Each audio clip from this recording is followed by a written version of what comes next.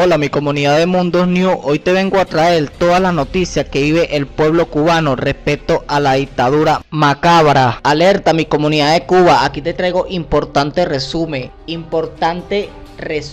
de la situación de todos los presos políticos, de todas las violaciones ejecutadas por la dictadura con uniformes de la ONU. Es decir, que la organización gubernamental por los derechos humanos tienen conocimiento de la crueldad que se vive en Cuba y todo gira a la mirada del presidente corrupto que apoya a la dictadura criminal y asesina atentamente a Díaz-Canel. Lo quieren fuera. Periodistas, intelectuales y activistas.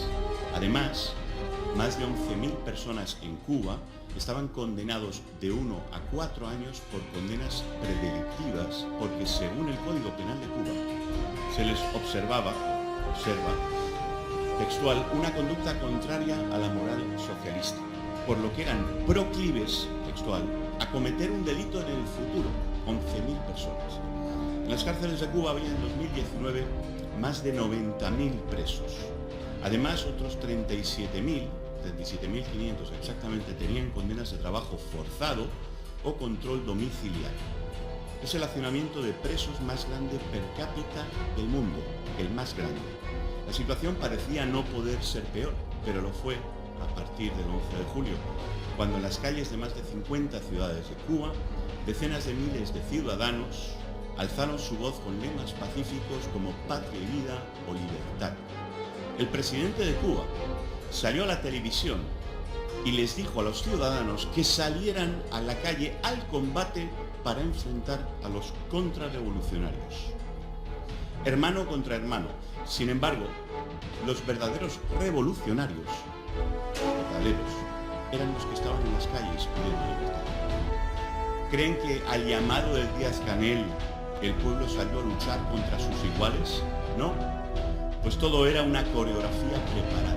Las fuerzas especiales, el ejército, se vistieron de civiles, fueron montados en autobuses, se les suministraron bates de béisbol, barras de metal y armas, y entraron a golpes e incluso disparos contra los manifestantes. Al mismo tiempo, el régimen aprovechó para ir a los hogares de todos los activistas de derechos humanos y hacer una razzia por todo el país en los días sucesivos. Entre 5.000 y 8.000 personas fueron detenidas en unos días y fueron procesadas penalmente en torno a 2.000 de ellas, incluyendo 150 mujeres y más de 50 niños y niñas, incluso menores de 16 años. Cuba es el tercer país del mundo por número de acciones urgentes de desaparición forzada de Naciones Unidas, el tercero desde que se tienen datos en 2012. En 2021 superó a México y a Irak y fue el primero del mundo. Esto se puede leer en el informe anual del Comité contra la Desaparición Forzada de las Naciones Unidas.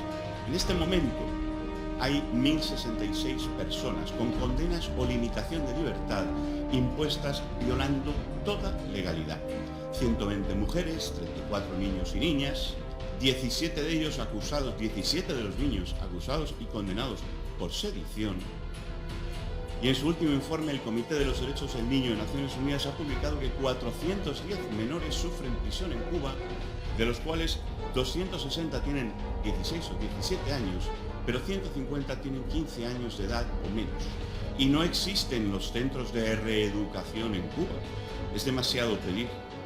Son cárceles de menores, con celdas y regímenes similares a las de los adultos. 204 presos del 11 de julio han sido sentenciados por sedición, con penas medias de 10 años. Hemos verificado 950 prisioneros políticos ya sentenciados entre los 1.066. Las penas son superiores en la mayoría de los casos a los 5 años de prisión por pedir libertad. Algunas de las penas impuestas fueron de hasta 30 años. El 11 de julio salieron a la calle ciudadanos, sus hijos, matrimonios, familias enteras. Y familias enteras están ahora en prisión. Si antes la prisión política en Cuba tenía un carácter relacionado con el activismo o la disidencia, y la detención por peligrosidad preventiva era ejecutada contra miles de jóvenes desafectos con la revolución, Ahora las prisiones de Cuba tienen a personas que no eran ni son activistas ni disidentes. Familias sencillas que salieron a la calle a expresarse, ilusionados con poder hacerlo. Muchas eran familias tradicionalmente incluso revolucionarias. Pero esta represión no es coyuntural, no es perentoria, no es ocasional, como ha dicho muy bien el comisionado. He estado escuchando atentamente. Lo puedo asegurar, porque llevamos años estudiando esta cuestión. En primer lugar, la represión es estructural en términos del proceso penal.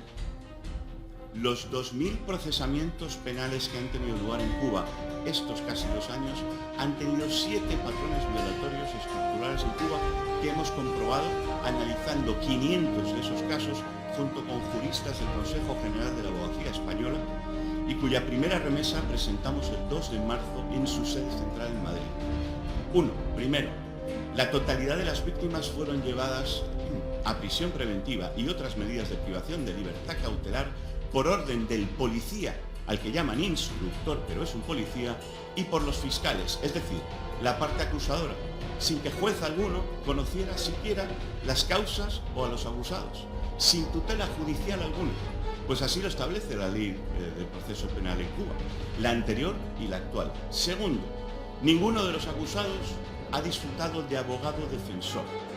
En ningún momento del procedimiento, en ninguno, simplemente porque en Cuba no existe la figura de abogado defensor, que para serlo tiene que ser independiente.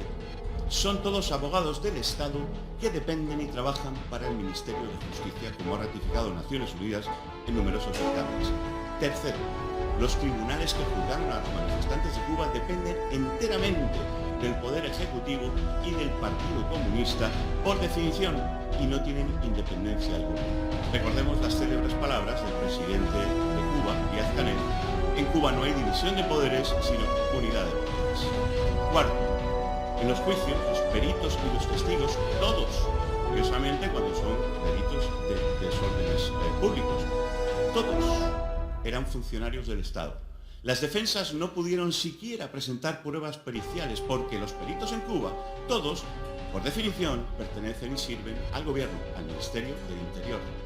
Quinto, los delitos usados en las acusaciones han sido ya condenados y desacreditados por Naciones Unidas, la CIDH, por su indeterminación y su arbitrariedad en numerosos dictámenes públicos: desórdenes públicos, desacato, atentado, sedición, resistencia, peligrosidad social, desobediencia, instigación a delinquir en relación con los anteriores, propagación de epidemia. Todos ellos delitos ilegítimamente definidos y tenebrosamente administrados. Sexto, muchos de los juicios se llevaron a cabo de forma exprés, oral, sin acta de sentencia, sin abogados y en cuestión de horas. Son los juicios sumarios y por atestado directo. El policía llama al juez por teléfono y con su propio testimonio en 96 horas el juez es juzgado sin abogado y sin que el procedimiento le permita siquiera presentar pruebas, testimonios o siquiera conocer los delitos que se le imputan cuando entra a la sala, salvo cuando entra a la sala de la vista oral.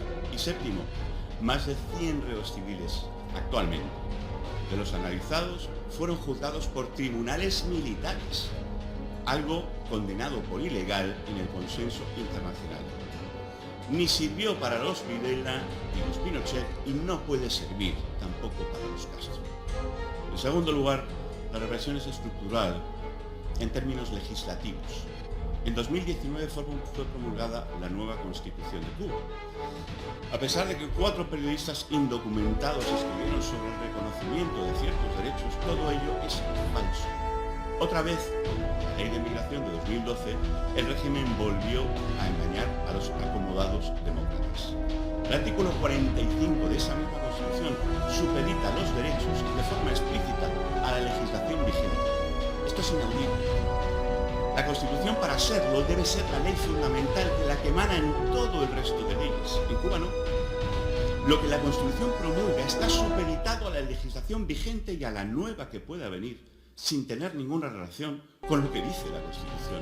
Pero además, ¿alguien ha leído los artículos que definen los supuestos derechos a partir del artículo 46? No se han dado cuenta de que cada artículo que otorga un derecho en la primera parte de la frase, en la continuación indica la limitación, salvo lo que la ley dictamine, salvo por orden expresa de la autoridad competente, esto para la privacidad de las comunicaciones, salvo por orden expresa de la autoridad competente. Toma castaña en la Constitución. Sin más limitaciones que las establecidas por la ley, se ejerce de conformidad con la ley y con los fines de la sociedad. Saber cuáles son los fines de la sociedad. Bajo el acatamiento, también dice otro, de las preceptivas establecidas en la ley. Y la tapa del pomo la pone la ley